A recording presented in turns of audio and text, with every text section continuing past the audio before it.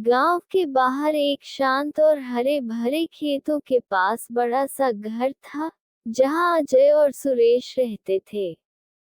अजय बड़ा बेटा था और शहर में पढ़ाई और नौकरी करता था, जबकि सुरेश घर पर रहकर खेती बाड़ी और घर का काम संभालता था। देखो दोस्तों, अगर आप ये वीडियो यहाँ तक देख रहे हो तो इसका मतलब साफ है, आपको हमारा कंटेंट पसंद आ रहा है। Smiling face. अब इतनी मेहनत से हम वीडियो बनाते हैं, रात दिन एडिटिंग करते हैं, और आप आराम से देखकर निकल जाते हो बिना सब्सक्राइब किए। Cold sweat smile. अरे भाई, सब्सक्राइब का बटन दबाने से आपका कुछ नहीं जाएगा, लेकिन हमें बहुत बड़ा सपोर्ट मिलेगा। और हाँ, बेल आइकन जरूर दबा देना, ताकि जब भी नया वीडियो आए तो सबसे पहले आपके मोबाइल पर टिंग टिंग नोटिफिकेशन पहुंचे। Cell phone.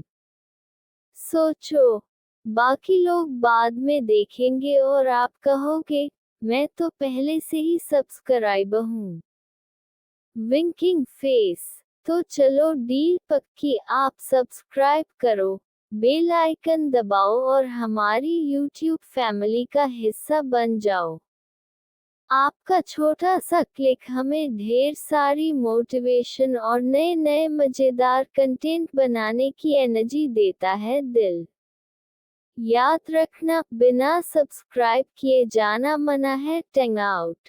सुरेश की शादी गांव की ही सोनाली से हुई थी।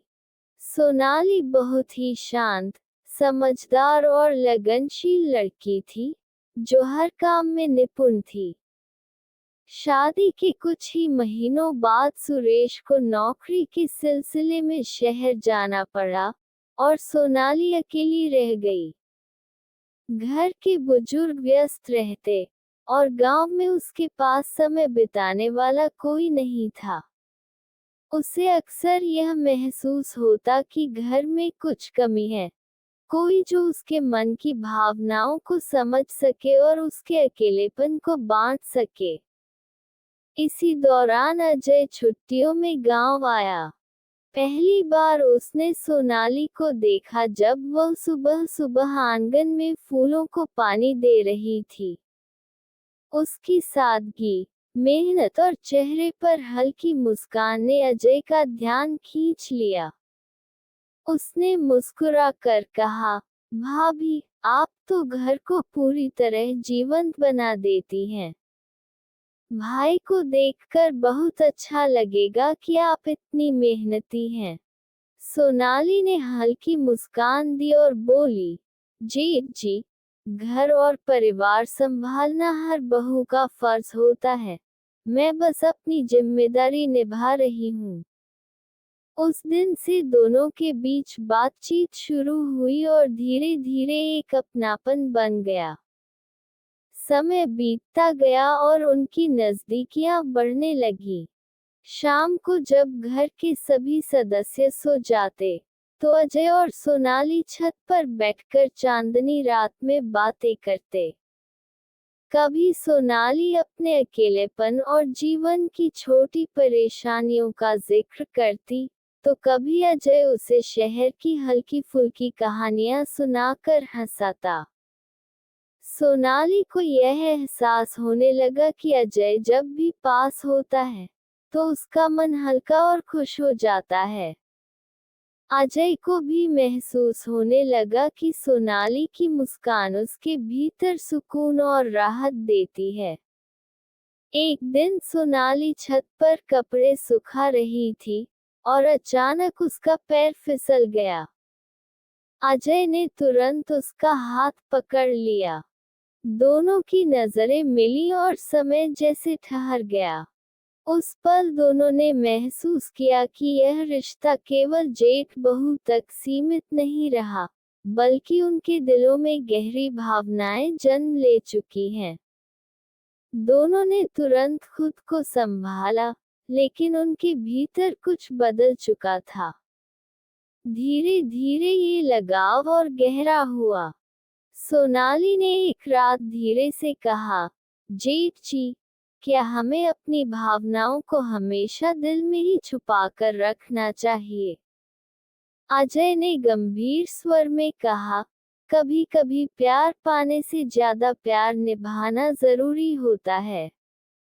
हमारी मर्यादा ही हमें सच्चा प्यार सिखाती है। सोनाली की आंखों में आंसू थे, लेकिन होठों पर हल्की मुस्कान थी।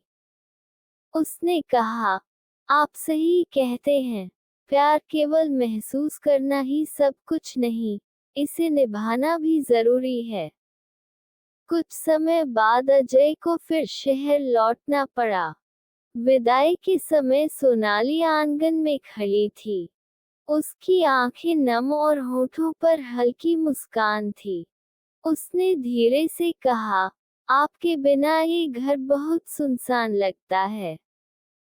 अजय ने उसकी ओर देखा और बोला, सोनाली, दूरी हमें कभी अलग नहीं कर सकती। दिल हमेशा जुड़े रहेंगे, चाहे हम कहीं भी हों। वह चला गया। सोनाली बरामदे में खड़ी रही, आंसुओं और सुकून के मिश्रित भाव के साथ। समय बीतता गया। अजय शहर में व्यस्त था, लेकिन जब भी छुट्टियों में गांव आता, सोनाली का चेहरा खिल उठता। उनका प्यार वही गहरा और पवित्र बना रहा। उन्होंने इसे कभी समाज और परिवार की नजरों में प्रकट नहीं किया।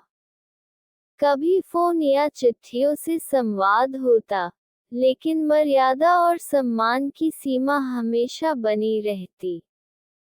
ये कहानी हमें ये सिखाती है कि प्यार केवल पाने का नाम नहीं है, बल्कि निभाने, मर्यादा और सम्मान देने का नाम भी है।